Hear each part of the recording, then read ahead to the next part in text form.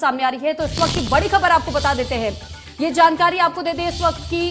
ताजमहल विवाद पर आज हाईकोर्ट में सुनवाई होनी है। आज का दिन बेहद अहम, जहां एक और आज वाराणसी को लेकर के, यानी वाराणसी में जो ज्ञानवापी मस्जिद है उसको लेकर के फैसला आना है, तो वहीं दूसरी तरफ आगरा में जो ताजमहल विवाद है वो लगातार तूल पकड़ता जा रहा है, जिसमें कि आज कोर्ट में सुनवाई होनी है इस मामले को लेकर भी, और इसके लिए भी याचिका दाखिल की गई थी। तो ताजमहल विवाद पर आज हाईकोर्ट में सुनवाई की जाएगी, ये बड़ी जानकारी आपको दे देते हैं। ताजमहल के तहखाने में बने 20 कमरों के खोलने की याचिका पर हाईकोर्ट में सुनवाई होनी है, लेकिन भारतीय पुरातत्व सर्वेक्षण और देश की नामी गिरामी संस्थाएं तहखाना कई बार इससे पहले भी खुलवा चुके हैं, कई बार सर्वे भी हो चुका है, लेकिन एक बार फिर से मांग की जा रही है कि जो 20 से 22 कमरे हैं जो तहखाने हैं ताजमहल के नीचे, उसे खोला जाना चाहिए और उसी के आधार पर यह स्पष्ट हो पाएगा कि क्या ये तेजो महालय था या फिर यहां ताजमहल को ही समतल पर बनाया गया। तो हाईकोर्ट की लखनऊ बेंच में दायर की गई है याचिका और इसी पर आज सुनवाई होनी है। दरअसल 20 कमरों को खोलने को लेकर के दायर की गई थी ये याचिका। इस पर अधिक जानकारी के साथ लखनऊ से रवि कुमार हमारे साथ जुड़ चुके हैं।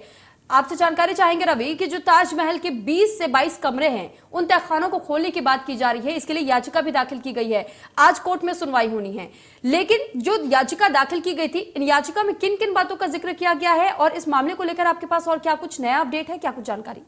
देखिए, ताजमहल के तहखाने में करीब 20 कमरे हैं, वो उनको खोलने की हाईकोर्ट में याचिका दायर की गई थी। और आपको बता दें, तहखाने के जिन कमरों को खोलने के लिए याचिका दायर की गई वो पर्यटकों के लिए करीब 1972 से ही बंद किए जा चुके हैं। आखिर जानना ही चाह रहे हैं कि आखिर उन कमरों में क्या है, जो भी बातें कही गई हैं उन बातों में कितना सच है, और इसके लिए आज इस पूरे मामले को लेकर आज सुनवाई होनी है। और कह सकते हैं कि आज ये देखना होगा कि सुनवाई के दौरान क्या कुछ सामने आता है। और आपको बता दें कि आज इस पूरे मामले में आज लखनऊ बेंच में आज इसकी सुनवाई होनी है।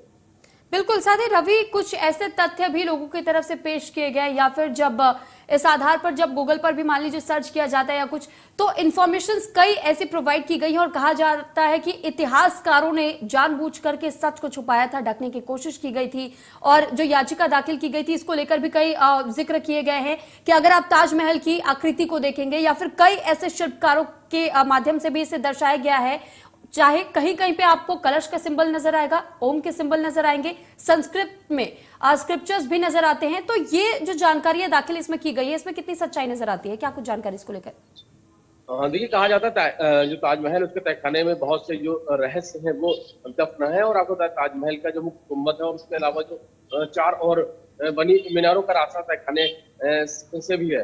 हालांकि अगर वर्तमान की बात करें तो तहखाने में करीब 20 कमरों के आगे का जो गुंबद के नीचे का जो हिस्सा है वो ईंटों से बंद किया गया है। और हालांकि अभी बहुत सारी जो बातें हैं वो जानने की कोशिश है वो की जा रही है, और इसको लेकर ही याचिका है वो दायर की गई थी। वर्तमान में तहखाने में स्थित करीब मीनार का दरवाजा है वो बंद है, और जो 20 कमरों के का जो रहस्य है वो क्या है, और इन रहस्य को जानने के लिए ही इसको लेकर याचिका है वो दायर की गई थी। हालांकि देखना होगा कि आज इस पूरे मामले की जब सुनवाई होती है, सुनवाई में क्या कुछ उसका नतीजा है वो निकलता है, ये देखना बाकी होगा। ठीक रवि, बहुत धन्यवाद आपका तमाम जानकारी हम तक पहुंचाने के लिए।